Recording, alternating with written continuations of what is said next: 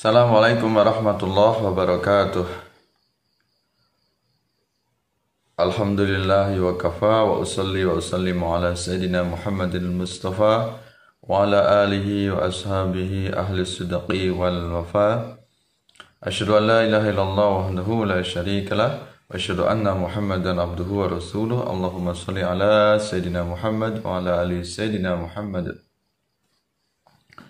Pemirsa yang kami muliakan, yang kami hormati, yang kami cintai, mudah-mudahan Anda semuanya selalu dalam lindungan Allah Subhanahu wa taala, diberikan kekuatan iman dan Islamnya, diberikan keistiqomahan dalam melaksanakan semua yang diperintahkan oleh Allah Subhanahu wa taala, yang senantiasa kami muliakan, kami taati, kami ta'zimi. Para alim, para ulama, sahabat-sahabat aswaja dimanapun Anda berada, teman-teman, segala aktivitasnya mudah-mudahan diberikan kelancaran oleh Allah Subhanahu wa taala. Terima kasih Anda semuanya berkenan hadir di majelis ini. Mudah-mudahan apa yang kita lakukan, tentunya harapan kita selalu mendapatkan ridho dari Allah Subhanahu wa taala. Apa yang kita lakukan mendapatkan limpahan keberkahan, limpahan karunia, tentunya limpahan pahala dari Allah Subhanahu wa taala. Terima kasih Anda semuanya berkenan hadir ya, sebagai jalinan kita silaturahim, saling thalabul ilmi, saling mengingatkan dalam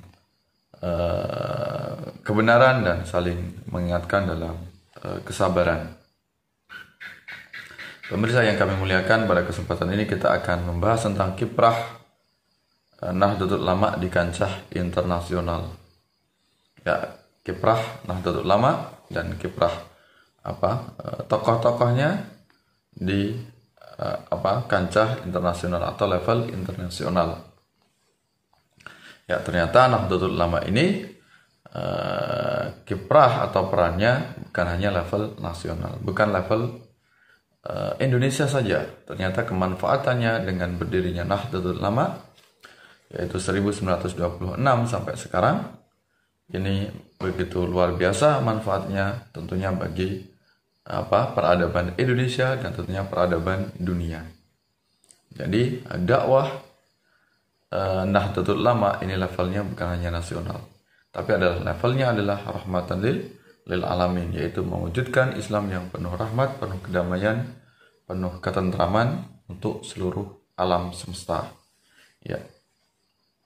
Alhamdulillah ya, tercapai apa yang menjadi tujuan dari muassis atau para pendiri NU sebagai bentuk dakwah yang meneladani dari dakwahnya Rasulullah sallallahu alaihi wasallam, yaitu dakwah dengan cara bil hikmah, bil mau'izatil hasanah, dan jadilhum billati hiya ahsan, yaitu dakwah yang telah diajarkan Rasulullah sehingga Nahdlatul Ulama bisa dicintai, bisa diterima oleh kalangan internasional di negara manapun. Ya. Kiprah Nahdlatul Ulama pertama kalinya yaitu peristiwa dalam Komite Hijaz, di mana tokoh pesantren, yaitu tokoh ulama, sebelum terbentuknya NU atau terbentuk Nahdlatul Ulama, ini para ulama pesantren mendirikan yang namanya Komite Hijaz.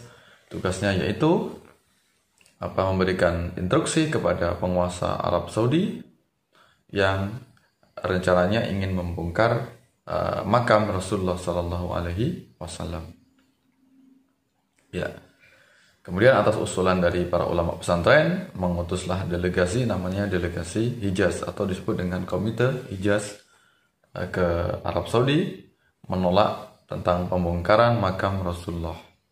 Alhamdulillah, instruksi atau usul dari ulama pesantren ini diterima oleh penguasa Saudi, sehingga dibatalkan rencana penggusuran kubah atau makam Rasulullah Sallallahu Alaihi Wasallam. Dan selain itu juga diterimanya kebebasan bermazhab, di mana rencananya dari pemerintah Saudi ingin menetapkan yaitu mazhab Hambali atau mazhab Wahabi, ini satu-satunya mazhab yang dipakai atau yang resmi. Ingin menyingkirkan berbagai macam pemahaman atau penafsiran dari mazhab-mazhab yang yang lain. Alhamdulillah atas usulan dari ulama ini juga akhirnya ditetapkan kebiasaan bermazhab, walaupun mazhab yang utama di sana dipakai adalah yaitu mazhab Wahabi. Ya, namun jejak-jejak dari mazhab yang lain ini tetap ada walaupun dalam bentuk minoritas setelah ditetapkan mazhab resmi negara yaitu mazhab Wahabi atau mazhab Ahmad bin Hanbal. Nah, ini kiprah yang pertama di level internasional dengan dirikannya yaitu Komite Hijaz. Ya, cikal bakal terbentuknya Nahdlatul Ulama. Ya. Kemudian kiprah Nahdlatul Ulama atau kiprah tokohnya di kancah internasional yang pertama yaitu Kiai Haji Abdurrahman Wahid atau Gus Dur.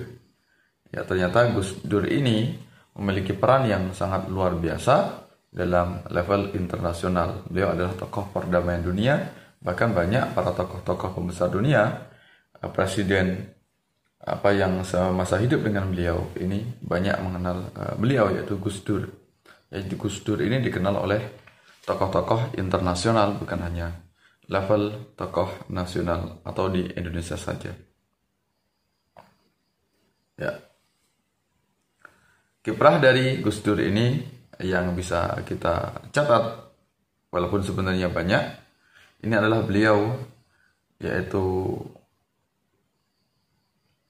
diangkat sebagai Ketua Dewan Internasional Konferensi Dunia bagi Agama dan Perdamaian atau disebut dengan World Conference on Religion and Peace atau WCRP di Italia tahun 1994. Nah, beliau adalah presidennya, yaitu ketua atau presiden dari Dewan Internasional Konferensi Dunia bagi Agama dan Perdamaian.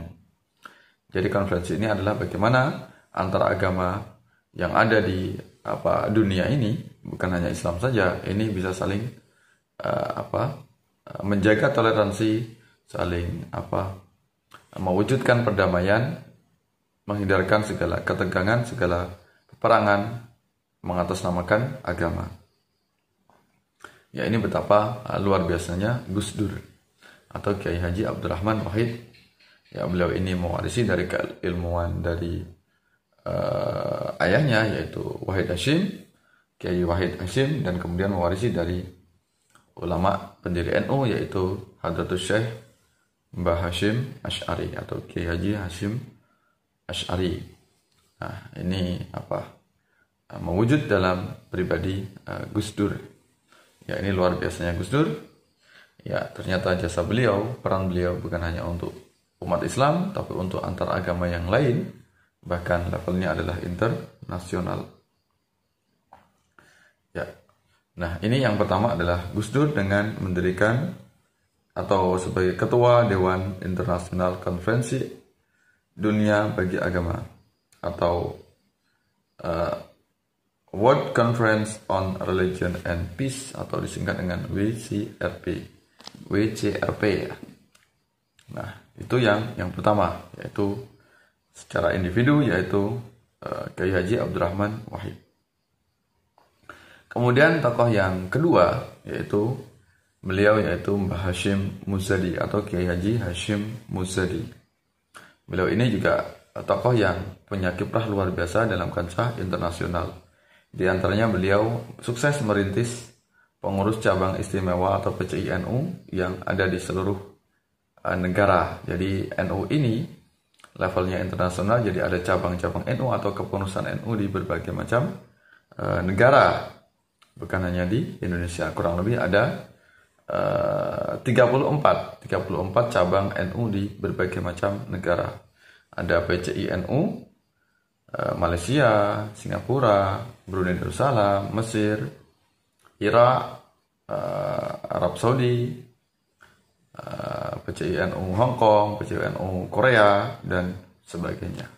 Ya, kurang lebih ada 34 negara yaitu cabang dari Nahdlatul Ulama. Ini luar biasanya jasa dari kiprah Mbah Hashim Muzadi, sehingga nilai-nilai keislaman sebagaimana yang dipahami oleh Nahdlatul Ulama, yaitu Islam yang rahmatan lil alamin, Islam yang damai, bisa tersebar di berbagai macam penjuru dunia. Bukan hanya di dunia Islam saja, termasuk cabang-cabang istimewa NU yang ada di negara-negara Eropa atau di negara-negara Barat. Ya. Nah, ini kemudian Mbah Hashim ini juga mendirikan yaitu sebuah aktivitas atau kegiatan level dunia, yaitu pelaksanaan International Conference of Islamic Scholar atau disebut dengan ICIS atau ICIS ya. Ya, menghimpun para ulama dari Sunni dan Syiah moderat untuk mewujudkan perdamaian dunia pada 2004 dan 2006 yang dihadiri peserta dari 53 negara. Nah, ini mana wadah perdamaian antara Sunni dan Syiah agar tidak terjadi ketegangan, tidak terjadi peperangan atau konflik atas nama sekte atau aliran. Nah, ini paling tidak dihadiri ada 53 negara. Ya.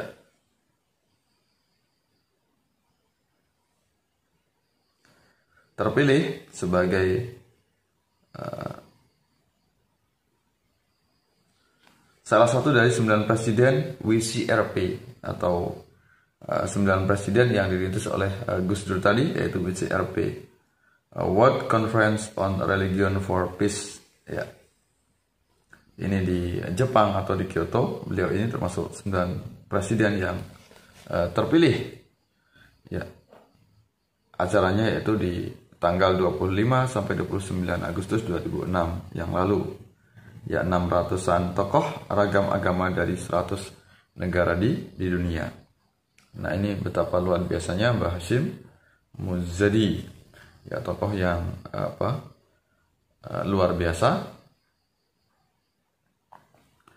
Ya, tokoh yang bisa kita teladani segala perjuangan dakwah beliau. Kemudian yang ketiga, selain Gus Dur dan Mbah Hashim juga yaitu Kiai Said atau beliau bernama Profesor Dr. Kiai Haji Said Agil Siraj MA. Nah, ini beliau mencetuskan dalam sebuah muktamar NU yaitu tentang konsep Islam Nusantara, yaitu gagasan Islam Nusantara. Ya, bagaimana wujudkan Islam yang penuh rahmah, penuh kedamaian dengan wawasan atau tradisi Nusantara. Tradisi yang tidak perlu disingkirkan, tidak perlu dihapuskan dalam kehidupan, yaitu tradisi yang selaras sesuai dengan nafas Islam. Karena datangnya Islam bukan untuk menggempur tradisi, tapi Islam ini adalah selektif, yaitu menseleksi tradisi-tradisi yang ada di komunitas manusia. Apakah tradisi itu bertentangan atau sealur atau seiring sejalan. Kalau tradisi itu tidak bertentangan dengan syariah, maka tradisi itu perlu untuk dilestarikan. Nah, namun kalau tradisi itu bertentangan dengan ajaran Islam, maka perlu untuk singkirkan atau perlu dihilangkan. Nah, ini tentang konsep gagasan Islam Nusantara yang ternyata sukses. NU menjadi juru damai, juru perdamaian dunia. Banyak tokoh-tokoh di berbagai macam negara datang ke PBNU, ke kantor PBNU, minta pendapatnya, minta bagaimana menyelesaikan konflik atau resolusi konflik dari berbagai macam negara yang ada di dunia. Baik itu konflik antar negara yaitu peperangan, maupun konflik antar sekte yang ada di sebuah negara. Beliau ini juga termasuk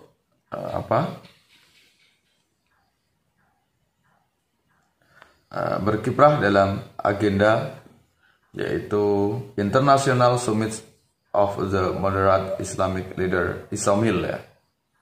Beliau adalah menyelenggarakan selama masa beliau sebagai ketua PBNU yaitu acara ISOMIL, International Summit of Moderate Islamic Leader, yaitu tujuannya adalah perdamaian di dunia internasional yang diadakan di Gedung Jakarta Convention Hall GCC pada 9 sampai 11 Mei 2016. Ya, diikuti oleh tokoh-tokoh pemimpin agama di dunia, yaitu 400 peserta dari Timur Tengah, Eropa, Amerika, Australia, negara Asia, dan ulama-ulama yang ada di Indonesia.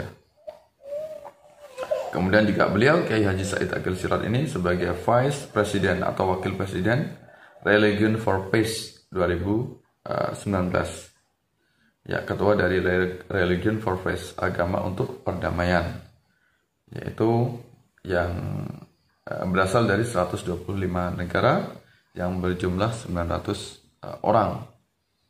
Ya. Nah, ini kiprah dari tokoh, yaitu Profesor Dr. Kiai Haji Said Akil Sirot MA. Kemudian yang keempat, ini adalah Kiai Haji Yahya Khalil Saquf, yaitu ketua PBNU, yang sukses mewujudkan Nahdlatul Ulama sebagai Islam yang rahmatan lil alamin, Islam yang selaras sesuai dengan ajaran yang disampaikan atau didakwahkan oleh Rasulullah Muhammad SAW. Di antaranya yaitu NU atas inisiatif beliau Kiai Yahya Khalil Saquf, yaitu mengagendakan atau pernah terjadi suatu muktamar internasional yang disebut dengan G20, ya, Religion Summit atau R20, Religion Summit, ya, G20 atau R20. Kemudian juga beliau menginisiasi yaitu Muktamar Internasional Fikih Peradaban. Ya, kalau R20 Religion 20, ya, pada 2-3 November yang lalu di Bali. Kemudian Muktamar Internasional Fikih Peradaban yang diselenggarakan di tanggal 6 Februari 2023. Nah, ini betapa luar biasanya beliau mewujudkan sebuah konsep muktamar internasional yang levelnya adalah bagaimana agama-agama ini bisa saling berdamai, bisa saling menghormati, saling menjaga, sehingga terwujud keharmonisan antar agama di seluruh dunia. Tidak lagi ada konflik atas nama agama. Ya. Nah, ini di masa beliau Yahya Khalil Saquf, yaitu mengadakan G20 atau R20, kemudian juga Muktamar Fikih Peradaban. Ya. Nah, ini di antara beberapa kiprah tokoh Nahdlatul Ulama, ya, perlu kita teladani, perlu kita contoh bagaimana kita kader-kader NU muda, ulama-ulama muda NU bisa melanjutkan apa yang telah dicontohkan oleh ulama-ulama kita yang lalu, sehingga kita bisa mewarisi dari ilmu yang telah disampaikan oleh para ulama, sehingga kita terus eksis bisa mewujudkan Islam yang dibawa oleh Nahdlatul Ulama, yang diprakarsai oleh Nahdlatul Ulama, mewujudkan Islam yang rahmatan lil alamin, tersebar luas ke seluruh penjuru dunia. Nahdlatul Ulama yang berpusat di Indonesia ini adalah sebagai sumbunya atau pusatnya bagaimana menyebarkan Islam yang penuh dengan cinta kasih, penuh kasih sayang, penuh perdamaian ke seluruh penjuru dunia. Insya Allah Nahdlatul Ulama sebagai organisasi terbesar bukan hanya di Indonesia, tapi levelnya adalah organisasi terbesar di seluruh dunia. Ya, mewujudkan Islam yang damai, sehingga Islam benar-benar menjadi contoh bagi agama-agama yang lain, sehingga Islam benar-benar menjadi teladan sebagai mewujudkan perdamaian dunia. Jadi Islam bukan hanya dalam tataran religius, bukan hanya penyembahan kepada Tuhan, tapi bagaimana dampak Islam ini adalah memberikan rahmat, memberikan manfaat bagi kehidupan manusia. Insya Allah itu yang bisa saya sampaikan. Mohon maaf atas segala khilaf, segala kekurangan. Ya, selamat hari lahir Nahdlatul Ulama yang 1 abad atau 100 tahun. Insya Allah dengan usia yang sudah 1 abad 100 tahun ini, Nahdlatul Ulama akan semakin eksis, semakin memberikan manfaat untuk kehidupan manusia, bukan hanya kehidupan bagi umat Islam. Wallahu a'lam bishawab, wallahu muwaffiq ila aqwamit thoriq. Wassalamualaikum warahmatullahi wabarakatuh.